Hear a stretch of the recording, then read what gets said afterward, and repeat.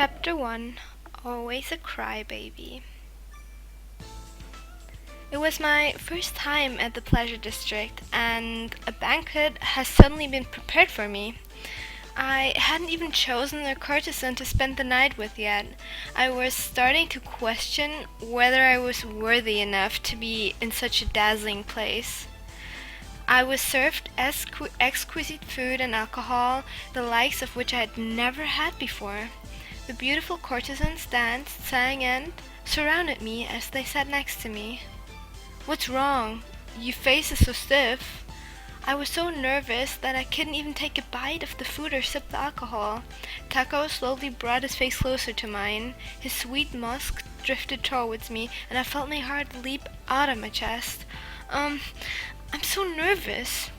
"Is that so? Then I think you need to drink some more. Free your mind, laugh and have fun. Before you know it, your nervousness will have drifted away." "Oh no, it's going to spill." Taco triumphantly poured more alcohol into my glass until it almost overflowed. I panicked and quickly took a sip before the drink spilled. My throat started to burn. As he watched me, Taco gleefully gleamed with satisfaction. "It's great having a sophisticated girl like you around." Suddenly, a new musky smell drifted towards me. It was different from Taco's. It lured me in as I turned my head. "I don't care if you get drunk, but let my dance fascinate you as well." Tokiwa fans fluttered like the wings of a butterfly. The sparkling golden fans of Tokiwa's flirtatious eyes captivated me. "You're just as Taco described. You're unaccustomed to the thrills of the Pleasure District and tease our virile instincts."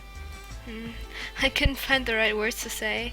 Even though Ihira had gone through all of that work to throw me a banquet, even though these two courtesans were enticing me, it seemed like I was in another world, and I generally couldn't enjoy it. Takao was Kikuya's #1 courtesan. Takao's and Tokiwa's beauty was unfathomable. The two of them were like spirits, and the world they lived in was like a fantasy. The alcohol may have gotten to me because I felt dazed as I searched for the right words. "Please excuse my intrusion. This is Kaguro, another courtesan." The door slowly opened and Kaguro entered the room. He surprised me because I remembered seeing this man standing in front of Kikuya earlier. "It's a pleasure to make your acquaintance." Just like before, his sharp, enchanting eyes looked ever so lightly happy. I slowly swallowed my breath. "Ihira told me to have Kaguro entertain you during his break because you're an honored guest. Getting Kaguro to entertain you like this, you must be an important lady in the court." My social status isn't that." "Kaguro, watch your mouth." "Yes, Kaguro, my apologies." Kagura boldly scolded Kaguro, and Kaguro cast his eyes downward. Kaguro's youthful face gave off an alarmingly decayed aura as he looked away. "I can pour you some more, that is, if it suits your tastes." Kaguro acted beautifully as he approached me and picked up the bottle of rice wine. I was taken in by him and lifted up my glass. His gorgeous, well-prepared fingers were just like Taco's. However, Kaguro's hand seemed manlier than Taco's. "What's wrong, miss?" "Oh no, it's nothing." I couldn't tell that I was entranced by his unfamiliar hands. Unfamiliar. I stirred my drink to try to change the subject. "It looks like you're enjoying yourself now." Tokiwa danced cheerfully and nimbly. He looked like a real butterfly as his splendid kimono fluttered. After his performance, the banquet continued, and it finally passed the midnight hour. I left Kikuya. I had gotten a little out of hand and had drunk too much. I covered my flushed cheeks with my hands to cool them, and as I cut through the Inari shrine, I saw a man sitting on the shrine grounds. His cheeks were illuminated by the moonlight, and I could see his beautiful transparent skin. He was dressed casually, with his collarbone and neck exposed. They were frightfully bewitching. If his eyes hadn't sparkled, reflecting the moonlight, I would have mistaken him for a spirit. That was just how beautiful and mysterious he was to me. Was he a courtesan from Yoshiwara? Had he escorted a girl home, and was he now on his way back to the pleasure district? I stopped abruptly. Uh-huh. The man looked over at me. My heart almost leaped out of my chest. Do you need some help? What are you doing? Sorry. What should we pick? I would go for do you need some help? Do you need some help? As I spoke to the man, it looked like he was starting to smile, but the moonlight may have been blinding my vision. You're a very perspective girl. He started to chuckle. Was it? What is it? I timely asked about his problem. The truth is, the strap on my sandal broke, so I'm stuck here. I really don't mind walking home barefoot, but... Well, look. The man pointed his chin upward towards the night sky. I did as he said and looked up to see the fantastically glimmering moon. The moon looks incredibly pretty tonight, don't you think? It feels like something wonderful is about to happen. He chuckled and looked back at me. When he laughed, he looked like an innocent little child. I didn't understand why, but my heart was racing. Did something good happen to you? Does it look like something good happened to me? He asked me while keeping his distance. Why was my heart throbbing so much? I can't see. Huh? You're too far away. I can't see you. You're covered in shadows. Oh, sorry. I wasn't trying to hide or anything. I know that. You're so silly. He started chuckling again. For some reason, I felt very embarrassed. His voice was so comforting, and his laughter made me feel so awkward. I tightly gripped the leftover cloth wrapped in my hand. Oh, that's right. What is it? Your sandal strap is broken, right? I have some leftover cloth, so, you could use that? As I approached him, I unwrapped the cloth in my hand. I was embarrassed, so I kneeled down next to his feet without looking at him. Suddenly, what are you doing? A girl like you shouldn't be doing that. He grabbed my arm firmly. He pulled me up and I lifted my head. I looked at him up close. His fearless, masculine features were soothing, just like his voice. His eyes were sparkling. He opened his mouth to speak. Had I seen this person somewhere before? Could you be? Huh? I suddenly realized who he was. He was someone I knew. Is that you, Misao? Hayato? We called each other's name as we questioned one another. Right before my eyes, I saw the shock and joy rise up from within him. He was Hayato, my childhood friend who had lived next door.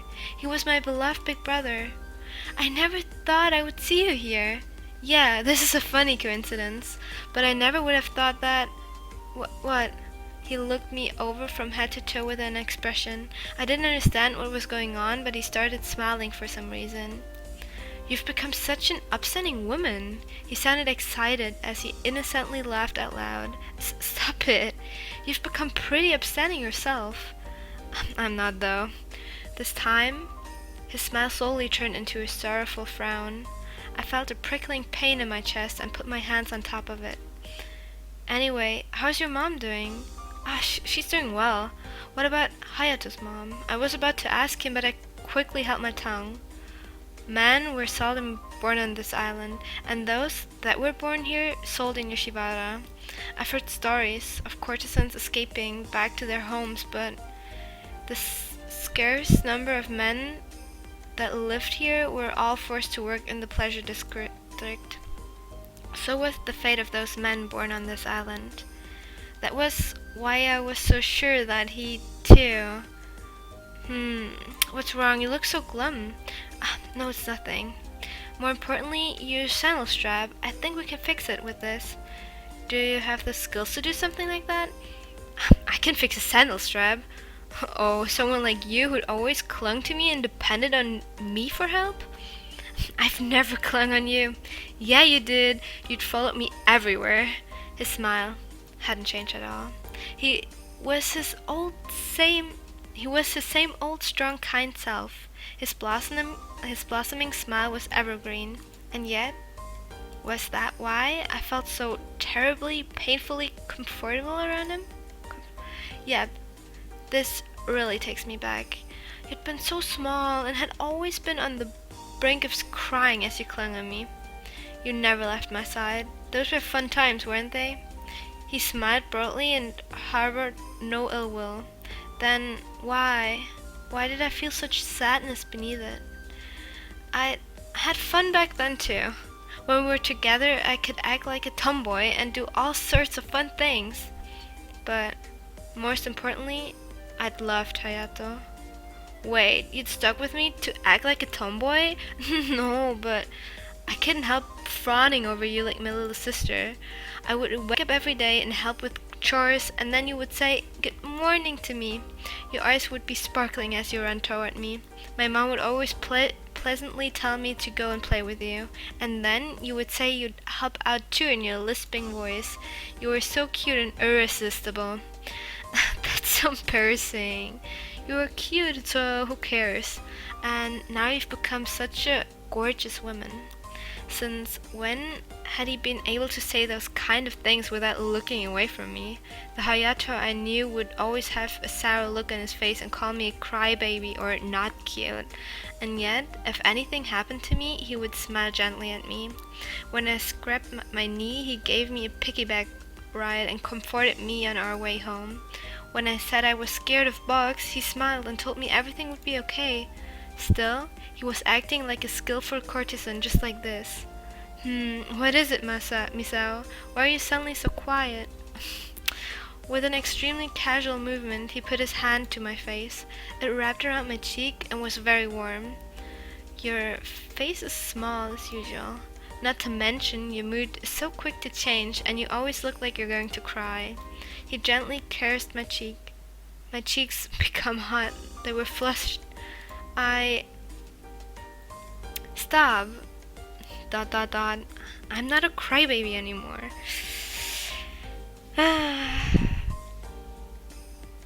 I would say I'm not a crybaby anymore. But I'm not a crybaby anymore. Yeah, I know.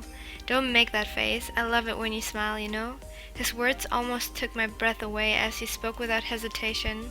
Hayato smiled and slowly took his hand away from my cheek.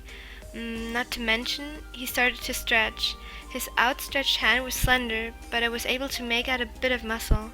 I looked away at once. Misao? Show me your sandal. Huh? Look, I said I would fix it for you, didn't I? Oh, you're right. I had so much fun talking to you, I completely forgot about that. He lifted up the his feet with the broken sandal. His feet was so much bigger than mine, and it mystified and comforted me. Mystified. Can you really fix it? He looked down at my hand. Don't look at me like that. My hands will slip. Alright, fine. He smiled broadly again and went back to looking up at the stars.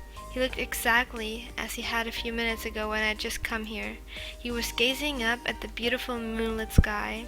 His face was so pretty that it almost made me tremble. On a beautiful moonlit night like this, I panicked and looked down at the sandal. Wonderful things really do happen. My hands started to shake. I couldn't move my fingers properly after hearing him say those words. I never thought I'd see her again so quickly. Quickly? It sounded like he was talking to the moon. It had been a long time since we'd been reunited. It wasn't quick enough for me. I see. What's that supposed to mean? Well, I figured out that he was looking at me and not the moon. I felt a little nervous and stopped fixing his sandal as I stared up at him. If you were a courtesan in the pleasure district like me... It was just as I thought. He really was a courtesan. His body was prisoner to the pleasure district. One part of me didn't want to know, but another part of me did. He was my beloved Hayato. He was always so understanding, by my side, so masculine and kind. I started to remember. The day he disappeared like it was yesterday. It had happened on a hot summer day. 운명을 찾아낸 우리니까 후회하지 마라, baby. 영원히 영원히 영원히 영원히 함께니까